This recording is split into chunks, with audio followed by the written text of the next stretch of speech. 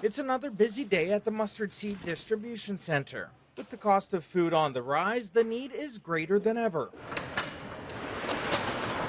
And Mustard Seed says that so far this year, that need has gone up by 24% compared to last year. The need continues to grow, and I think that's, well, it's not surprising, it's alarming. People are concerned, we're concerned about how we're going to make ends meet, how we're going to sustain that kind of growth. That worry is being amplified in part by the ongoing tariff war and the impacts it could have not just on household costs, but those who work in impacted industries like forestry. We have seen a growing number of folks coming through our doors that are concerned and struggling, and the tariffs are probably going to be impacting them with job losses and cost of living as well. Watson says on average 1 in 10 people, or 15% of the greater Victoria population, are relying on their food to get by. Even in the coffee room here, this is what we're talking about. It is the topic of the day.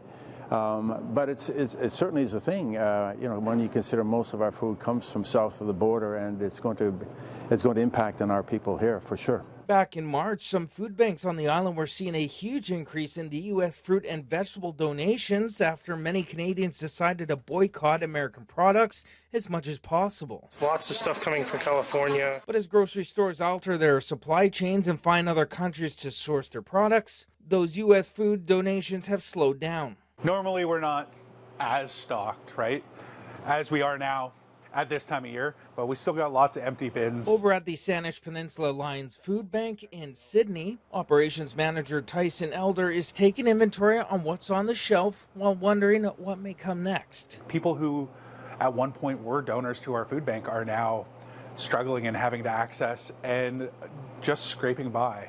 So I think there's real impacts coming from these tariffs that we just haven't seen yet. Elder says that with so much uncertainty at a time where their services may be the only thing between a person eating or not, all they can do is stay the course. Everybody keeps seeing elbows up, and I think that's a great strategy, but we also have to keep our heads up.